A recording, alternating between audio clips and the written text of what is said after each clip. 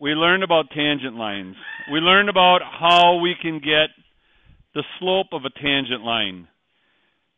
Today we're going to learn about, if you have a graph, let's say it looks something like this here, and it does one of these. There's going to be called maximum points, relative maximum or maximum points. It's actually two different ones. There's a relative max. There's a relative min, and there's max and min. And the last one's going to be inflection. You're going to learn about these different points now, and we're going to do this through using derivatives and literally finding slopes. Okay? Like we took the tangent line and we were able to determine the slope by doing the first derivative of a function and be able to, at that point, what is the slope at that point? We were able to determine it by plugging it in. Well, we're going to be able to do this. Now, this should make sense. This right here is what's called a relative minimum point. It's a minimum coming down, but it's relative because this graph actually keeps on going down here and up here. So it's only relative to where it drops down right here. This point up here would be called a relative maximum point because there would be other points that are literally higher than it, but this is where it actually changes slopes. Slope goes from a negative to a positive or a positive to a negative. Okay, that's why these actually are inflection points, but they're called relative mins and relative maxes. If you had a parabola that looked like this would be a minimum point. So if we were to graph x squared, this would be a minimum point. It's not a relative minimum because it is the minimum. It's as far as it's going to go. Or if we had a graph that went this way, a negative x squared, that would be your maximum point. It would be the maximum that would ever get to. Okay, so that's really the differences between relative max and relative min and min. Does everybody understand that? Everybody got that? Now, point of inflection. Point of inflection is where anywhere your slope changes. So what I'm doing here is I'm going down and my slope changes, so this is a point of inflection. This is a point of inflection. But if you also notice here, you're going from going up to swinging back around, and at that point is a point of inflection. So it's where your slope, where it's going up, up, up, and then it changes, it starts going back the other way. That's called a point of inflection. Where I want to be.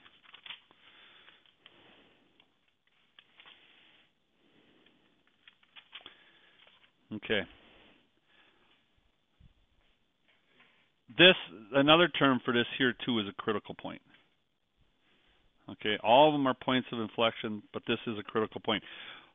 We're going to learn how to determine whether we have a relative max, a relative min, whether we have a max or a min, or where we have a point of inflection, this critical point right here.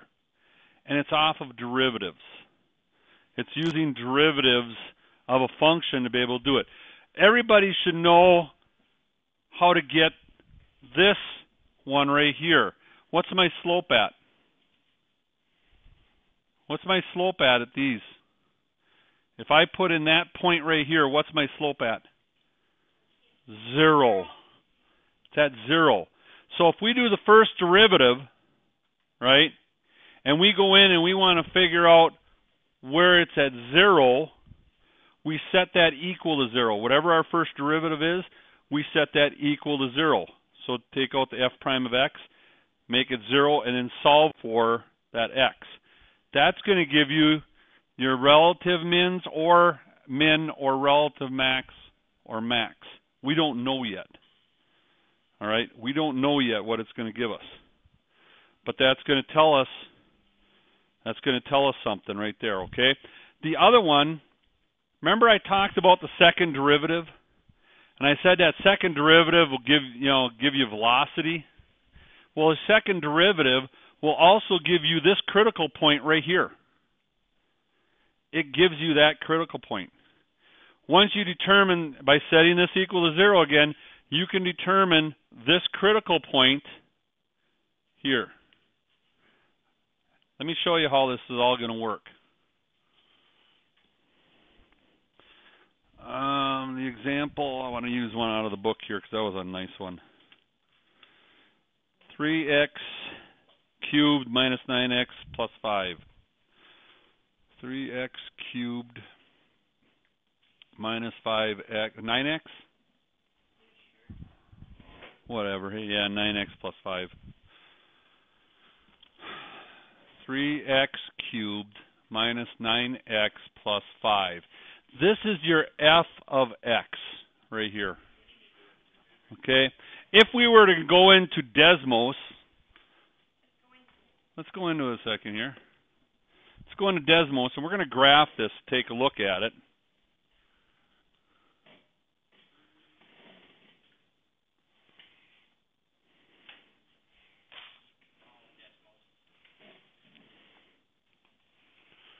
Let's go 3x cubed minus 9x plus 5. So let's shrink this puppy down. Let's take a look at this. Take a look at this graph right now. We're going to find out that we have a relative min at 1, -1. All right? A relative min at 1, -1. We have a relative max at -111. Okay, we're going to find out, we're going to go and we're going to use the first derivative and second derivative to find it. But we also have a critical point at 0,5. That's where the slope changes. It goes from this and it's changing back the other way. If this was to continue down like this, it'd continue on through, and that slope would continue to be going down, but the slope all of a sudden changes right here and it starts going the other way. All right? So that's a critical. This is what we're going to find. Let's reduce this, and let's take a look at this right here. First derivative. Let's take our first derivative of this. F prime of x would equal what? 9x squared minus 9. Correct? 9x squared minus 9. So if we set this equal to 0, 9x squared minus 9, we'd find out that 0 equals x squared minus 1. We would find that 1 equals x squared. The square root plus or minus 1 equals x, so x equals plus or minus 1. All right? There's two of our points. When we come up with 2 points like this, when I come up with 2 inflection points like this, I'm going to tell you these are relative mins and relative maxes. We don't know yet which ones they are. But we know that since we have 2 points, so x can equal 1 and x can equal -1, you will never have just a max or just a min. They are going to be relative maxes or mins. All right? So now we take our second derivative. F double prime of x. What does this equal? 18x. We set 18x equal to 0. Take a derivative, take a second derivative of this. 2 times 9. Again, yep, same thing again. X equals 0. We know that on the second derivative, on the second derivative, this here is a critical point. Okay? We know that's a critical point there on the second derivative. Here's how we figure out where our points are going to be. We take these points and we plug them back in to the original equation. What's the matter? All right, plug them back in. So where's my critical point for this one going to be? Where's my critical point here going to be? Somebody tell me, if I put 0 in for x, what's my f of x going to be? 5, right? So I know my critical point is going to be 0, 5. All right? Let's plug in x if x is 1 here. So this is going to be, we don't know a max or a min, but what's that going to be? If we put 1 in for x, it's going to be 3 minus 9, which is 6, minus 6, plus 5 is going to be negative 1. So if we put 1 in here, it's going to be negative 1. We don't know yet if this is a max or a min, but we know this is going to be a point of inflection. We put our negative 1 in here. This would be a negative 3, plus 9 would be 6, plus 5 would be 11. So if we put that one in there, we'd have a negative 1, 11. Okay?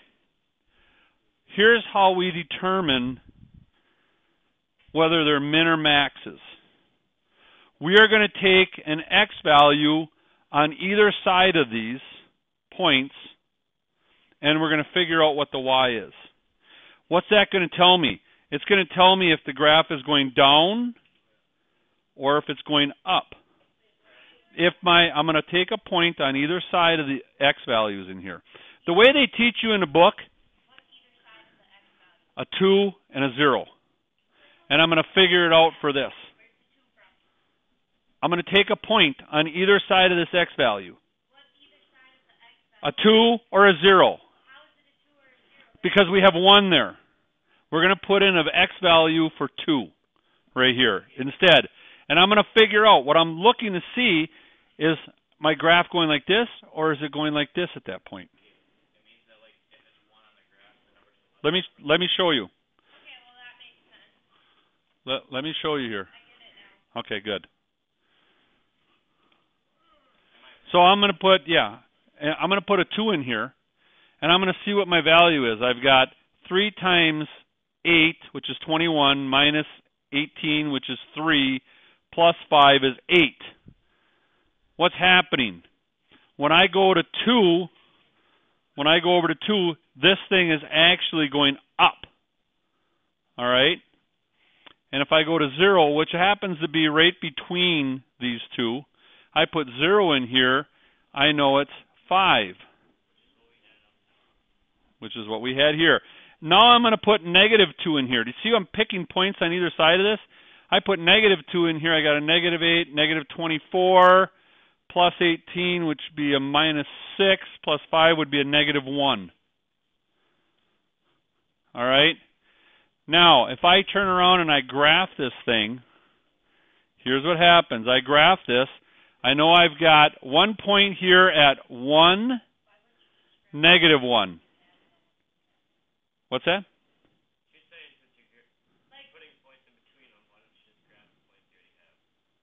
You could, but you wouldn't be able to tell where they're at. Okay, let's graph. We got 1, negative 1. We've got negative 1, 11. Let's say that's up here. And we got a 0, 5, so somewhere right in here. Can you tell me what that graph is doing? Can you tell me what that graph is doing?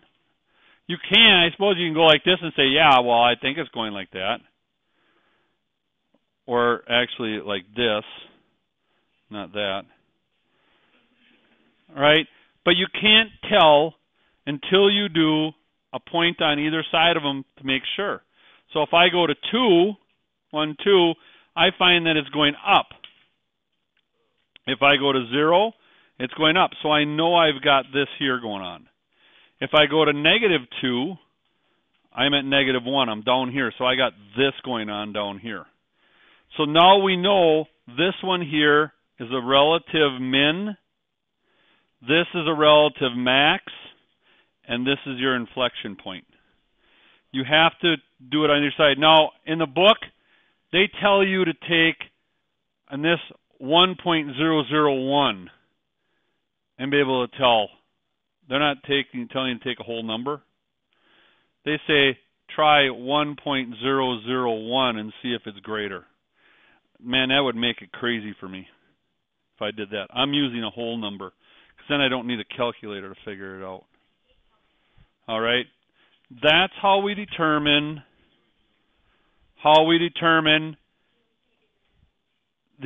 the relative maxes, relative mins, where our critical point, our point of inflections are. All right? You're just trying to find points. You're trying to determine then, is it going down or is it going up? You're going to get into some funky equations. This happens to work because we've got a cubed here. But if you get into like x to the 5th or x to the 4th, you can get some real funky looking things. Yes?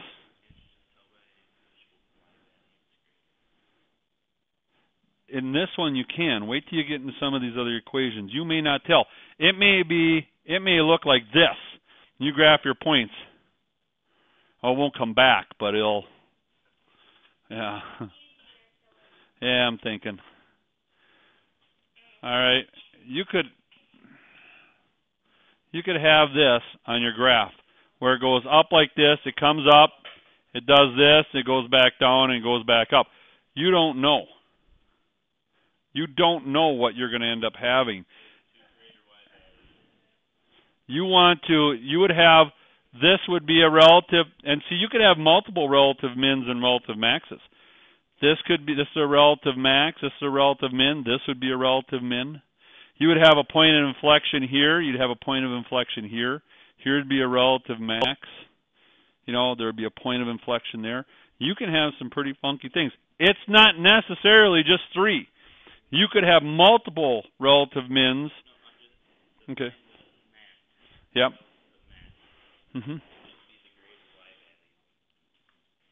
Yeah, it would be the greatest Y value. The max is relative max. Yeah, greatest Y value. Or the least Y value would be your min. Okay? Okay. This is how you find it. First derivative, second derivative. You set them equal to 0. It's going to give you your maxes and mins. It's going to give you your points of inflection. All right? Good enough? Confusing? All right. Page.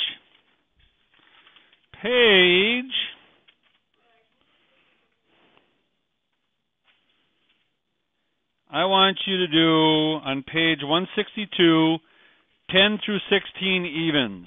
Only 4 problems. 162, 10 through 16 even. That's actually enough work because finding all this information is going to take up some pages, aren't you? Mr. G, Mr. G, Mr. G.